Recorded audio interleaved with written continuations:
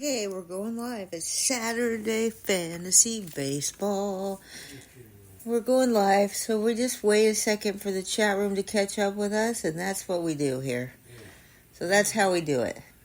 It's Saturday, and it's me, Lady of the Lady and the Legend, Andrea, the Roto Lady, and we're just waiting for sound to come through the chat room so we could get started with Fantasy Saturday Baseball. And as you know, we do Fantasy Baseball 7 days a week at 9 a.m. Eastern, and you can always come and join us in the live chat room at LennyMelnickFantasySports.com/live. That's 7 days a week at 9 a.m. Eastern, or you could always come and just listen on demand. We have a lot of people that listen on demand, and that's really the only people that are hearing this part of the podcast, because we do like to wait until the sound comes through the chat room to get started. And it's a beautiful day of heat on Long Island today, on Long Island. And yesterday it reached 95. Today it's going to reach 95 again. Danny Fuller says the sound is great. Oh, he does. Danny Fuller says the sound is great, but I don't see it coming through yet. Let me just keep trying. Sometimes you get it quicker than us. We just keep on refreshing. Do you see it, Leonard? No. Do you see any sound? There we go. Sound is good. Thank you to Danny Fuller. Sound is good. And that's Captain Danny, if you don't know him. He's over there with Penny in the beautiful state of California, where the pesky Dodgers live. And that's Boston Paul as guest Cliff. Good morning to Chris Gallo. I don't think I've seen you in a while. I don't know, but Mal Powell is here. Tina's here. Gallo, Data Premier, Danny Fuller, Penny Fuller, Eddie Heckman with Teresa and the whole O's clan over there.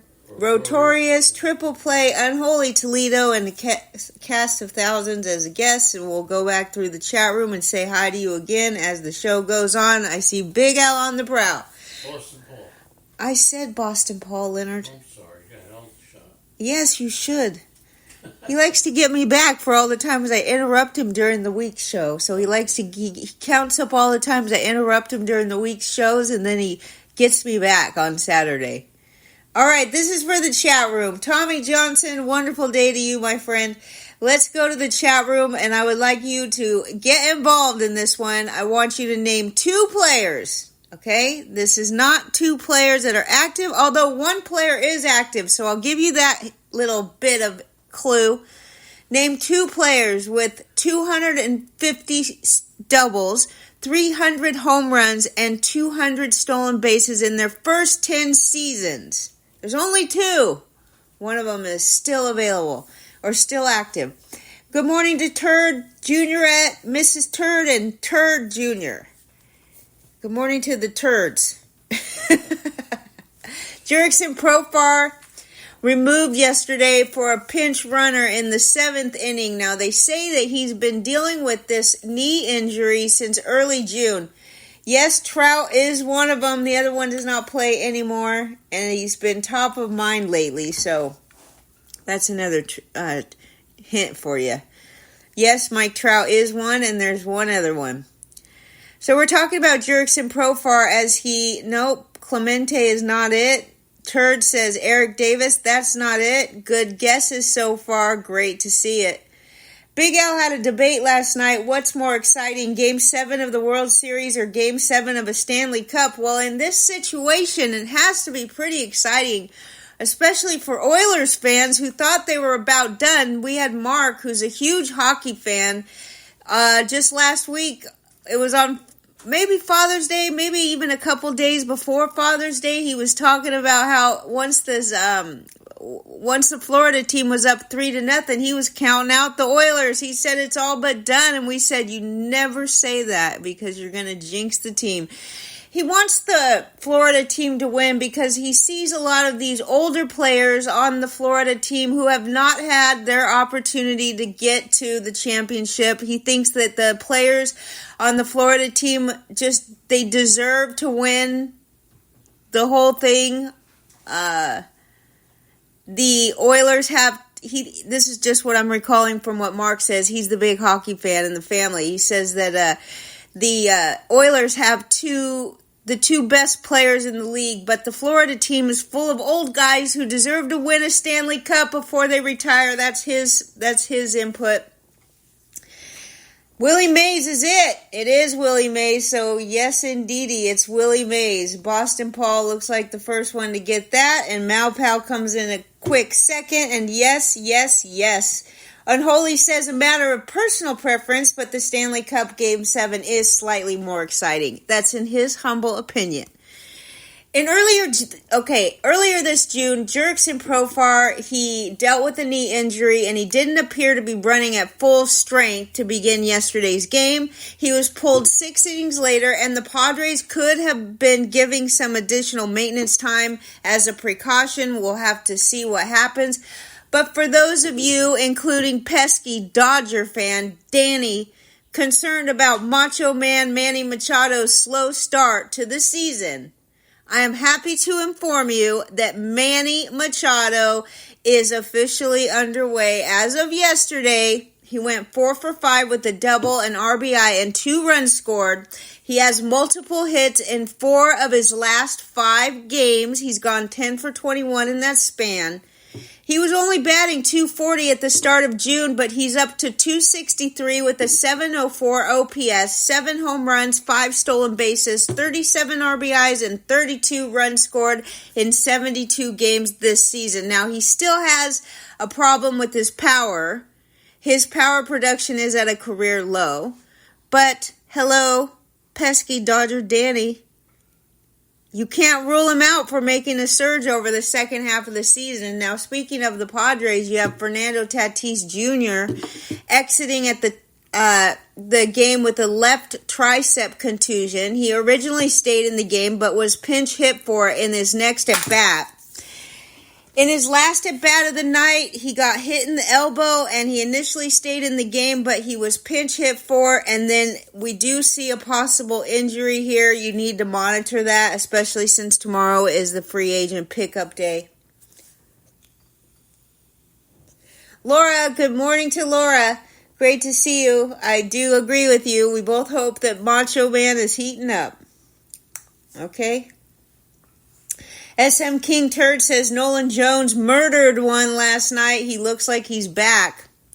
Ohtani hit a 455-foot home run. He singled and he walked twice. He also got caught stealing, but since the Dodgers moved Ohtani to the leadoff spot, he's batting .474 with a .583 on-base percentage, 3 home runs, 9 RBIs. He's played 128 MLB games in the month of June, and he has hit 51 home runs in those games.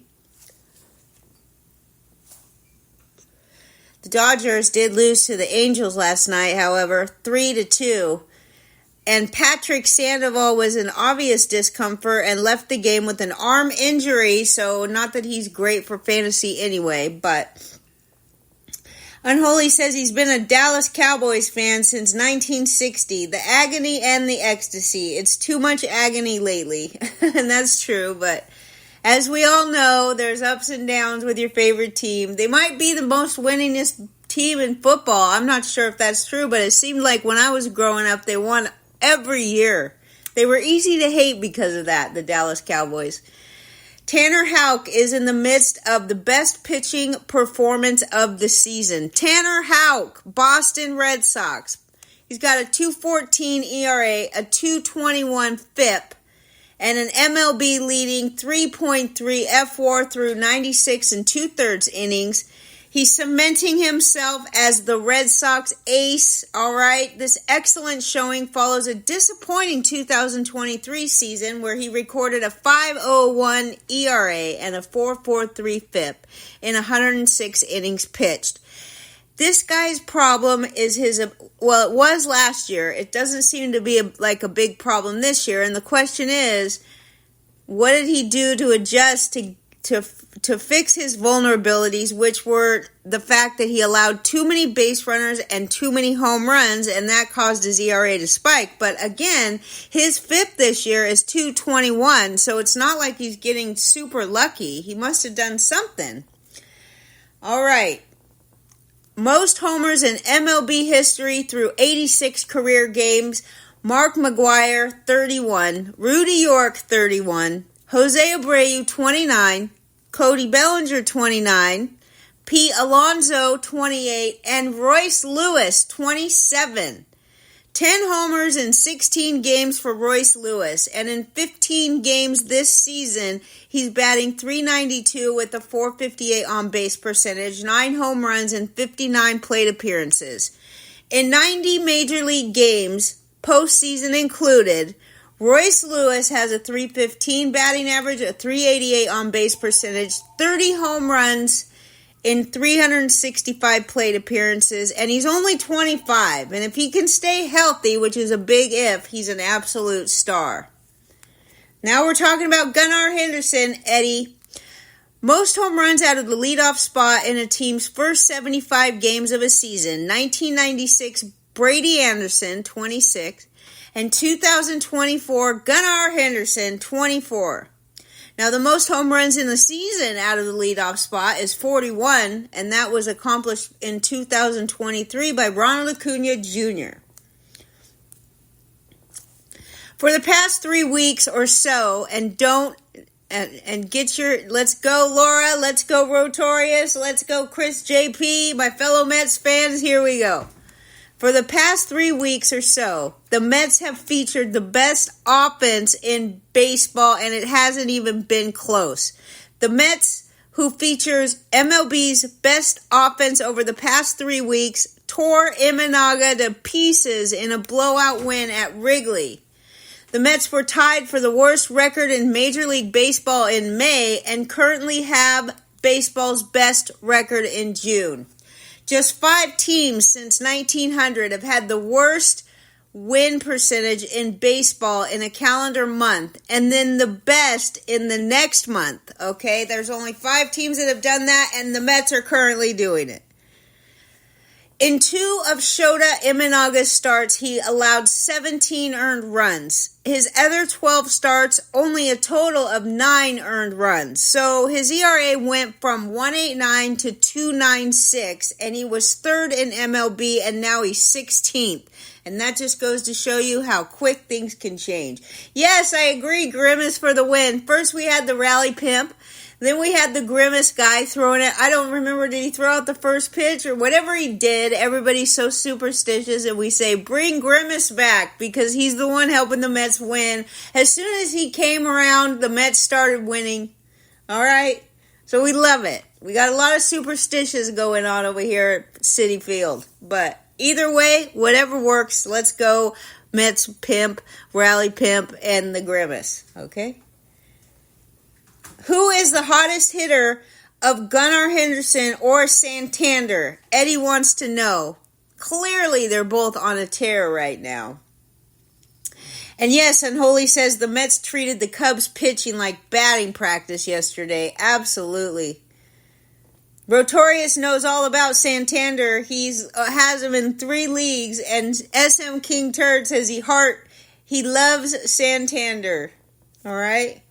Okay, let's go back to the Mets because we haven't finished telling you all about them. Another encouraging sign for the Mets is that Jose Quintana appears to have stabilized himself, all right? He had 6 1/3 innings pitched yesterday, only 1 earned run. He's 2-0 with a 1.46 ERA, 14 strikeouts, and only 3 walks over his last 2 outings, and he has a 3.86 ERA over his last 7. So let's go Mets!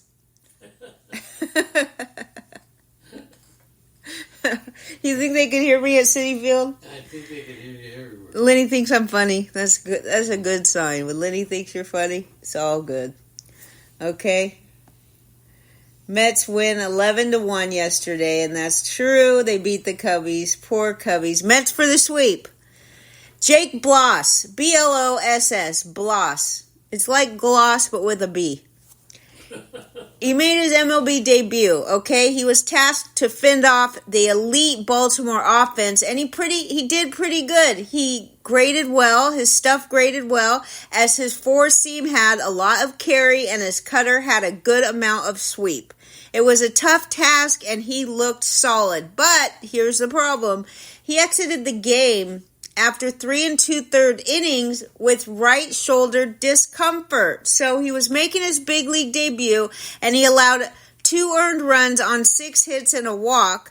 He struck out 2 prior to suffering the injury, and it's unclear if he'll be able to return for a potential start in the rotation, or if the Astros plan to keep him on the big league roster. I don't know how you can keep him on the big league roster now. The smart thing would be to send him back down to the minors before he hits the injured list, because if that's inevitable, then he sits up gaining, playing, gets days, right? He gets, either way. This guy, they need to send him down before he hits the injured list. And that's how I say to do it. All right. I love Grimace with Mrs. Met. Okay. It's great. Danny Fuller says, F the Cubs. What? They deserve it, right? I like the Cubs, absolutely. But what they did to Cody, what's his name? Their old manager that they got rid of, who I love and think he's great. He used to be a catcher. David, whatever. They replaced him with Counsell, and it was a bad idea. I forget his name. Major League batting leaders with a minimum of 30 plate appearances is Jose Iglesias, 452 batting average. Stephen Kwan, 396 batting average. Royce Lewis with a 377 batting average. Spencer Horwitz with a 353 batting average. And Trey Turner with a 340 batting average. 30 plate appearances is not enough, okay? So if you want to do a tidbit, you got to include batters with a little more than 30 plate appearances. I mean, good grief. David Ross is right. Gunnar Henderson homers in back-to-back innings and now has 24 homers on the season. Good grief for Gunnar Henderson. This is the Rookie of the Year last year, getting it done like crazy once again. Ben Joyce, the pitcher. Since he added a new pitch called the Splinker, which is like a splitter mixed with a sinker, I guess. Since he added this pitch to his repertoire, he has 5 2/3 innings pitched, 1 hit, no runs, 3 walks, and 6 strikeouts. Joyce allowed a hit and a walk over 2 shutout innings as the opener last Sunday. He struck out 3 while the Angels lost to San Francisco. 22 of 42 pitches were strikes, and he also hit a batter during his appearance, but managed to keep the Giants off the board. The Angels' bullpen went on to allow 13 runs in 6 innings in an ugly loss, but Ben Joyce lowered his ERA to 7.94, as if that's anything to write home about. With 5 strikeouts and 4 walks, that's not good. And that was through 5 2/3 innings since being promoted from Double-A Rocket City earlier this month. He's thrown 3 2/3 scoreless innings over his last 2 outings. That is not fantasy relevant, and that means Ben Joyce is not fantasy relevant. But David Hamilton's last month, a 319 batting average, 3 home runs, 16 stolen bases.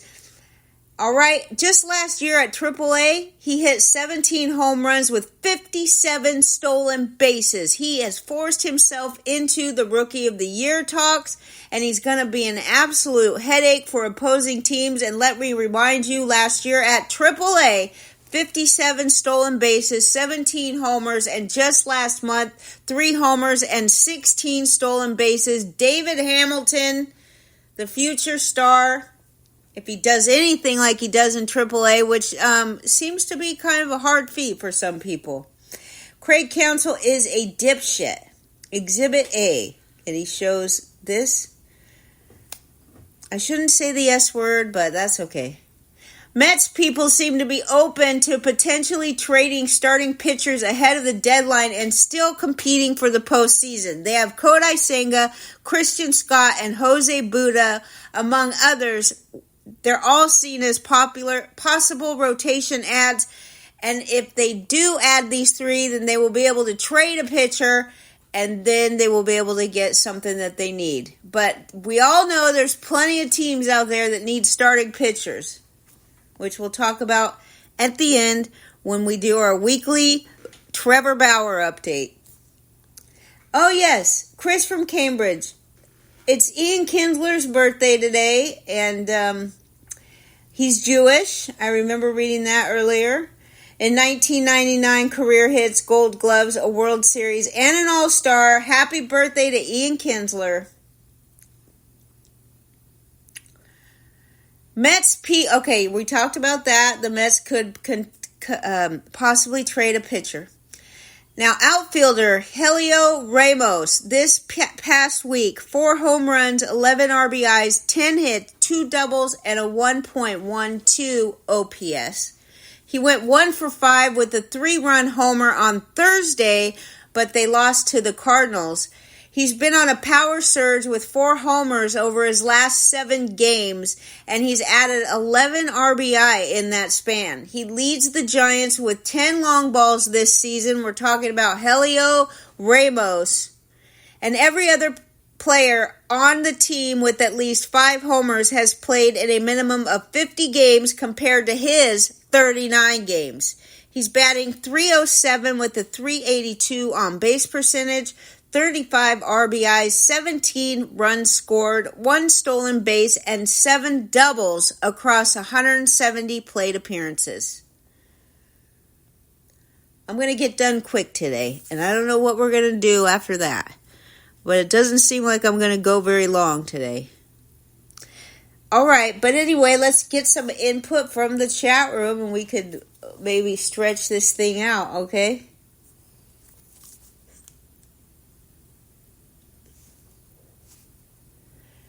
Jed Hoyer basically already admitted that the Cubbies will not be buyers at the deadline. That's from our resident Cubbies fan, Unholy Toledo. The Mariners say they're buyers, according to Boston Paul. Rotorius shouts, boo, go longer. All right, maybe we'll do some box scores if I run out of things. Or we can look at some players to pick up, but I really didn't study that article this morning, so I probably shouldn't try to do that. Tommy Johnson says, I guess being a manager and chasing after the money doesn't always go well. And SM King Turd says that the Cubs ownership is infuriating. Jock Peterson was a sub-240 career hitter who only hit .250 once since 2015. But so far in 2024, he's batting .303 with an on-base percentage nearing .400. Jock Peterson getting the job done.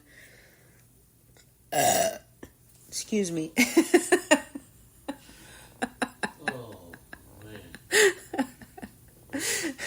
The Marlins with a walk-off home run in 3 straight games. I don't know if it was a homer. Yes, it was a walk-off homer. Now, listen to this. The Marlins actually lead all of baseball with the most walk-off wins this year. They have 8 walk-off wins. The next one in line is the 6 with the New York Mets, but after that, it drops off. So the Marlins, again, 3 straight games with a walk-off. Okay? And it was Jake Cronenworth. He had his first career 5-hit night. He went 5 for 5 with a solo homer, a double, 2 RBIs, and 4 runs scored in yesterday's 9-5 win over the Brewers. And Jake Cronenworth has been pretty good lately with 5 multi-hit games over his last 13. He's gone 16 for 50 in that span, batting .320. Leonard Donaldson, good morning to you, my friend. Now, Cronenworth, .266 batting average, a .330 on-base percentage with 12 homers, 49 RBIs, 36 runs scored, 17 doubles, and 1 stolen base over 75 games this season. That was one of Malpal's guys at the beginning of the season, so hope he's working out for you, Malpal. Boston Paul says to pick up Cronenworth if he's available. Tommy Johnson said Craig Counsell was a bit better managing the Brewers. Money is nice, although it's not everything. Also, it's really not the best move to go from the Brewers to the Cubs. David Ross was a tremendous fit for the Cubs and manager, and the clubhouse loved him. The fans loved him. And yeah, I mean, it was just a stupid move to grab counsel from the Brewers, right? In your rival division. And you're going to let go of a guy that was truly admired and loved by fans and players alike. And you're going to replace him with your rival coach. It doesn't make sense. Malpal says the Cubs owner knows he can make money without trying and understands the Cubs fans are used to being disappointed.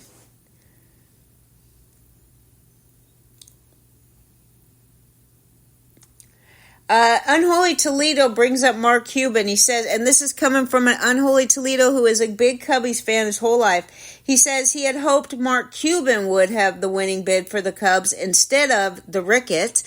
Word was that Reinsdorf blackballed Cuban with the other owners because he didn't like Cuban's NBA antics. And I'm sure there are some political ramifications involved here too, it seems like. Anyway, SM King Turd makes the point for Unholy, says that Mark Cuban is the whole reason why he's never going to cheer for the Mavericks. And Cuban looks like Frankenstein. The plastic surgery has gone bad. All right. Well, today is a big chat room day, and we're very pleased about it, and we're just so happy that you came and spending your time with us. It just makes our day, and it's just wonderful to have you. The 2024 Chicago White Sox are now 20-57. In the last 100 years, only 5 MLB teams have failed to win more than 20 of their first 77 games. Chris Sale allowed just 1 hit across 5 innings against the Yankees, who happen to be one of the hottest hitting teams in baseball. Chris Sale, okay? How many of us love that we drafted Chris Sale or are disappointed that we didn't draft Chris Sale? Good morning to White Sox, Al. It was perfect timing for you, my friend, because we went right to the White Sox terrible season. Fans can be used to disappointment. However, fans need to voice their frustration. Fans will only put up with disappointment for so long. I don't know if that's true. I mean, look at the Cubs. The Cubs are and the Red Sox fans, I mean, no matter how bad they are, they still sell out at Fenway Park. And if you want to talk about like a bad managed team who has clearly not done anything to make their team better over the last 10 years, is the Red Sox. I mean, they win a World Series and then they enter the next season without a closer, and they could have absolutely kept their closer in Craig Kimbrell, but they chose not to. They let him go, but not only did they let him go, they didn't sign a closer for years after that. Do they even have a closer now? Yes, they do, actually. They have a closer now. I think it's Kenley Jansen. But before Jansen came along, they just completely disregarded that spot on the roster. And the fans still keep coming. They still keep selling out Fenway.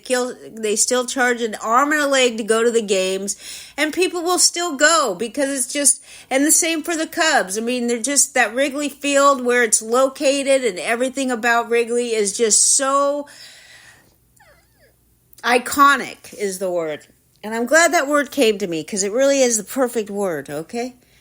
Jack Flaherty has walked 11 batters in 13 starts this year, and Jack Flaherty walked 40 batters in his first 13 starts last year. So yes, for those of you who knew and believed in Jack Flaherty, which I will give credit to George Hubspin on this one, he knew Jack Flaherty was going to be a beast. Trey Turner hit a homer for the first time since April 17th. He went 2 for 4 with a home run, 3 RBIs in a 5-4 loss to the Diamondbacks. Now, why is that important? Because Turner hit a 2-run homer off my favorite slow tosser, Jordan Montgomery, in the 3rd inning, and then added an RBI single with the bases loaded in the 7th. He has gone 5 for 14 since returning from the injured list with a hamstring injury, and the homer was his first since April 17th. He has been excellent when healthy, with a .344 batting average, a .389 on-base percentage, 3 home runs, 12 RBIs, and 29 runs scored, 10 steals over 162 plate appearances. Now here's a sneaky cool milestone for Carlos Santana, who played in his 2000th game last night. He's only the 251st player in MLB history to reach that threshold, which is 2,000 games played. He's actually second in games played among active players behind Andrew McCutchen. Santana's productivity hasn't slowed either. He leads Minnesota with 12 home runs. Now, the Dodgers transferred third baseman Max Muncy to the 60-day injured list. The move opened up a spot on the 40-man roster for the righty Kyle Hurt, H-U-R-T, who was reinstated from his own stint on the 60-day injured list and optioned to AAA Oklahoma City. Now, back to Muncy. He's been out since May 17th with an oblique strain, and while the team initially expressed hope that he'd be back in relatively short order, that's not how things played out. Muncy is now officially out of action through the All-Star break. He will be eligible for reinstatement when the season's second half gets underway. He's been taking ground balls but has yet to resume swinging a bat. Ozzie Guillen. Just say his name and I will repeat it. Ozzie Guillen, the best thing for baseball. Absolutely. Now, Malpal put a note. He said it's an interesting note for those who like to speculate. He told us yesterday at noon in the chat room that Brooks Lee, who is the top Twins shortstop prospect, he started his first game at second base because, well, as you all know, even though he's their top shortstop prospect, he's blocked by Carlos Correa. Now, there's a good chance that Carlos Correa gets hurt, but it seems to me that they're starting this Brooks Lee youngster at second base because they can move Willie Castro around if they need to, and Carlos Correa is blocking his path to his promotion. He played his first game at second base 2 nights ago. He's at AAA. The Twins have a hole at second base. Now, I wouldn't really say they have a hole, but that was according to Malpal. They do have Willie Castro playing second base, and he actually hasn't had a bad season. You look up Willie Castro, he's great defensively. He's batted .272 with 6 homers and 8 stolen bases on the season. And he hit just yesterday, he went 2 for 5 with a 3-run home run, a double, and 2 runs scored. Now, maybe that's just because he's starting to think his job is on the line with Brooks Lee right on his tail down in the minors, but absolutely was worth bringing up. I think you should keep an eye on this Brooks Lee guy if you like to speculate. Maybe if you have an opening on your roster.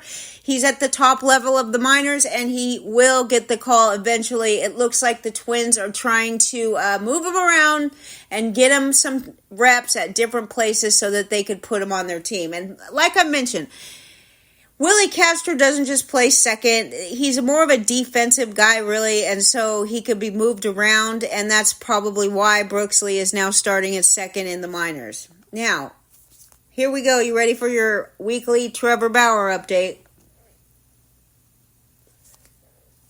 Bill James is getting a lot of hate on Twitter, but that's okay. That's how it goes when you stick up for Trevor Bauer. He posted just a couple days ago that, I'm going to quote, he says, "I know I will be hammered for saying this and probably lose a couple hundred followers, but it still seems to me to be true, and I think I'd better say it. MLB may now be in a position where if they don't actively encourage somebody to sign Trevor Bauer, they could be setting themselves up to lose a $1 billion lawsuit.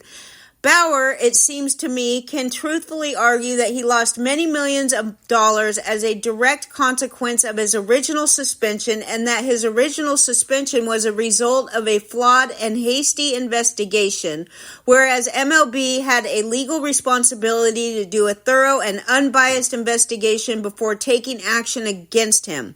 Thus, that they are responsible for whatever income he lost because of that. I'm not saying he would win that lawsuit, but I wouldn't be too confident that he wouldn't either. I believe MLB should act now to mitigate that risk. Okay, well, of course, it just stirred up the whole bee's nest on X, and, of course, here comes this little, what's her name? Lindsay Hill, one of the infamous gold diggers who tweeted to her friend what should she steal when she goes to Trevor Bauer's house and how much money he makes and how she's got him and the bag. Either way, she loves to chime in on X anytime someone sticks up for Trevor Bauer. And so she went off on Bill James. And of course, all her little friends and the woke mob attack him and stuff like that. But it's just gotten to the point where Bauer's doing so good, okay? Just for instance, here's what Rachel Luba posted yesterday. She said it was such a special night. Mr. Harp, who is the owner of the Diablos, the Mexican team that Trevor Bauer pitches for, he requested that Bauer Outage pitch in his hometown of Oaxaca when they played the Guerreros. Not only did Trevor make sure his pitching schedule lined up to be able to pitch for Mr. Harp, but he proceeded to nearly pitch a complete game. He was 1 out shy. He made a franchise and league history with his 19 strikeout game. And then he donated the game ball to the Harp's incredible Diablos Museum. And I'll tell you what, last night, he officially owns the Mexico Baseball League record for the most strikeouts in a single game with 19, and he did respond to Bill James. He said he'd prefer not to go this route, but if I continue being kept out of baseball as I currently am, I may have no other choice. Let's hope it doesn't come to that and I'm allowed to return to my career that was taken from me over false allegations that never had any merit to begin with. Now, Dan Clark is a very unbiased guy. You can find him on X. It's at Dan Clark Sports. He likes to remind us of the stats of Trevor Bauer. All right, since he was suspended by Major League Baseball between Japan, Mexico, and everything combined, he's pitched in 37 games. He's 20-4, 232 innings, 269 strikeouts, a 2.21 ERA. Last night, he struck out 19 in 8 2/3 innings, and it's truly absurd that Bauer Outage isn't back in MLB yet. I do think that's going to change eventually. Maybe next year we'll see him. I've stopped drafting him, okay? And I just like to give you an update on what he's doing because he never quits. And you guys will never quit being my friends. And we thank you for joining us on this beautiful Saturday morning, and we hope that you have a blessed day. Right, Leonard? Absolutely so. Okay, we'll see you tomorrow. Lady and the Legend, 9 a.m. Eastern. Don't be late.